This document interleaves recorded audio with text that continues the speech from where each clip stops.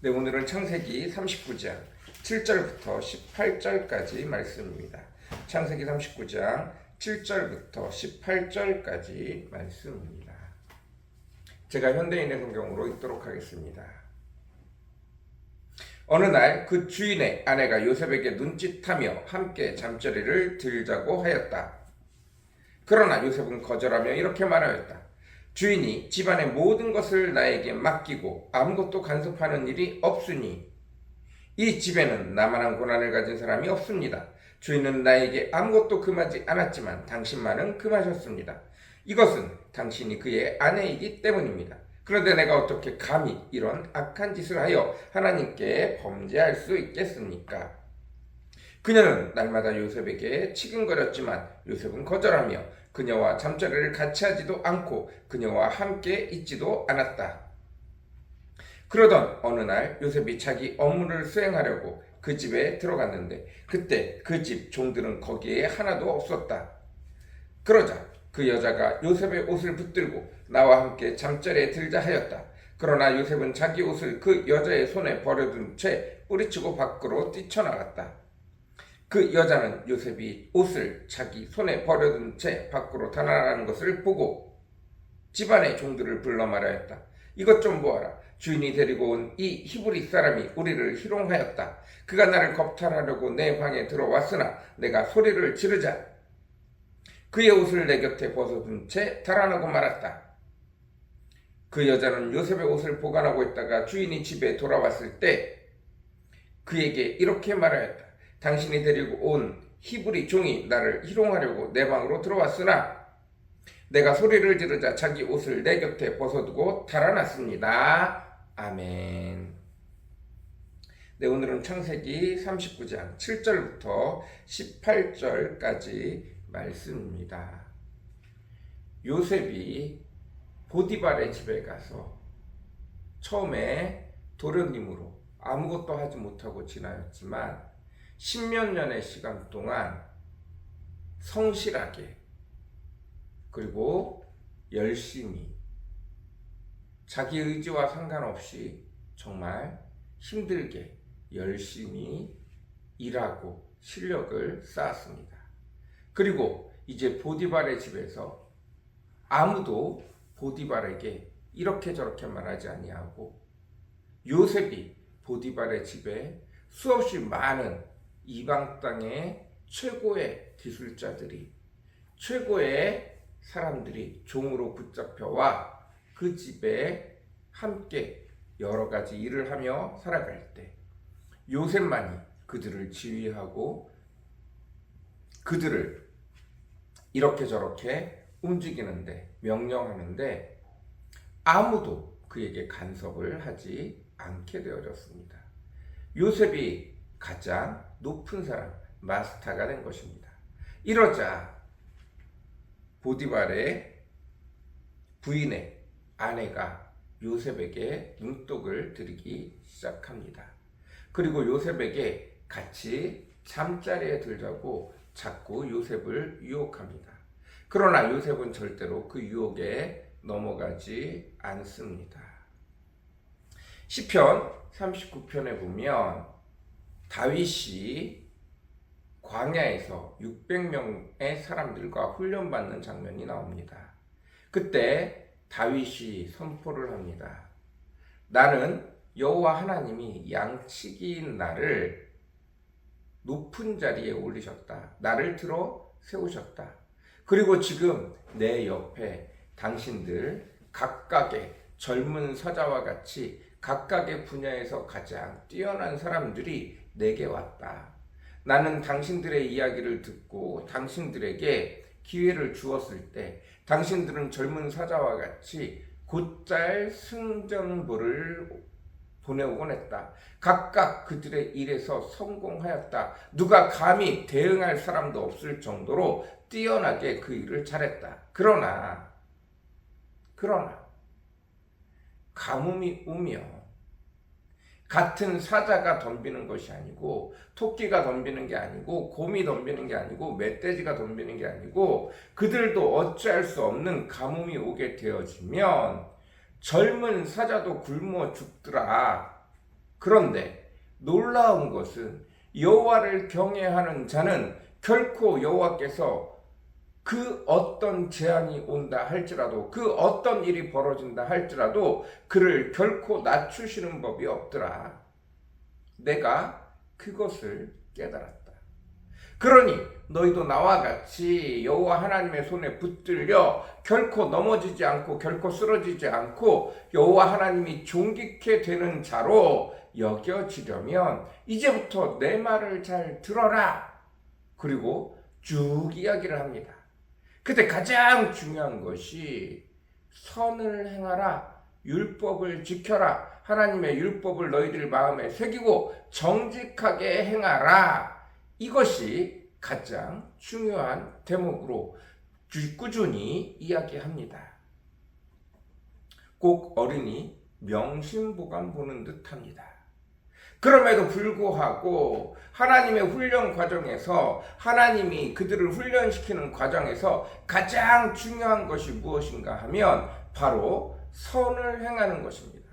정직하게 행하는 것입니다. 의로운 삶을 살아가는 것입니다. 요셉이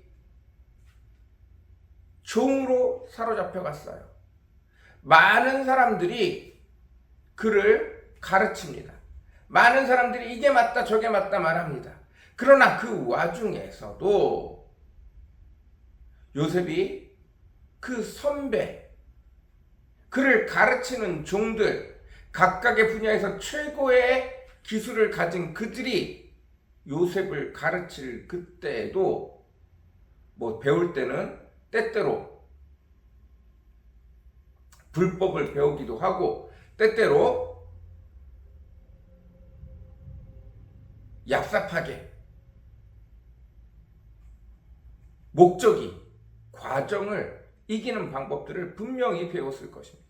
그러나 그가 마스터가 되는 과정들 속에서 결코 쉬운 길, 반칙으로 빨리 가는 길, 그 길들을 행하지 않았습니다.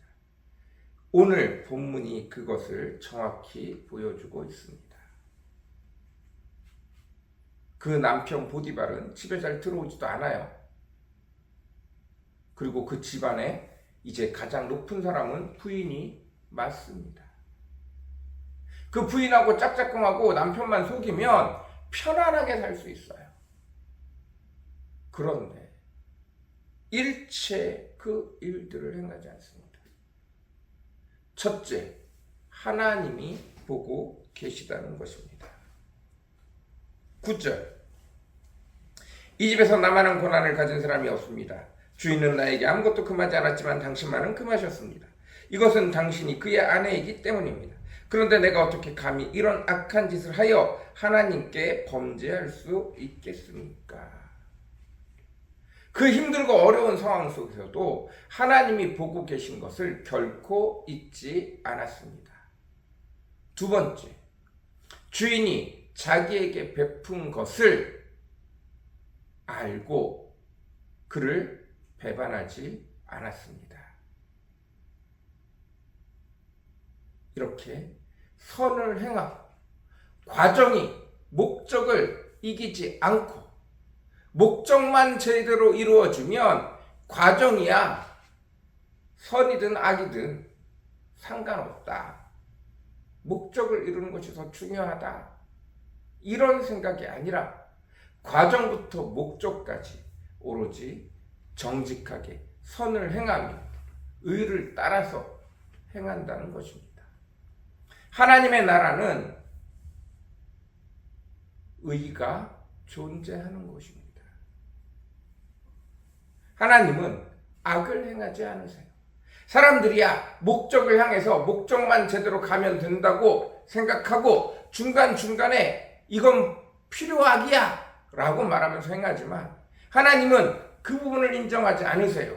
오히려 사람이 할 수 없는 부분을 사람들이 말하는 기적이라는 것, 하나님이 행하신 창조의 원리를 따라서 하나님이 만드신 이 온 세상을 움직여서 사람들은 기적이라고 말하는 것들을 통해서 하나님은 일하십니다.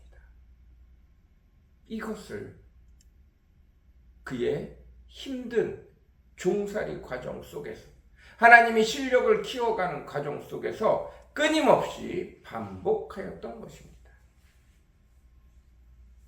여러분, 형통케 하시는 하나님 그 속에, 훈련의 속에 우리가 해야 하는 것, 첫 번째는 정직과 공의입니다. 사람이 보기에, 하나님이 보기에 꾀를 부리면 안 돼요. 실력을 쌓는 과정이기 때문에 꾀를 부리면 안 됩니다. 정직하게 행해야 돼요. 의를 행해야 합니다. 이건 아니에요. 주인에게 가서 부인이 자꾸 저를 못살게 굴어요.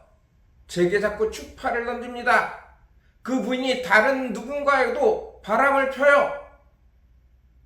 정직하고 의를 행해야 되니까 막 깝죽거리는 거예요. 막 여기저기 신고하고 다니는 거예요. 아니에요.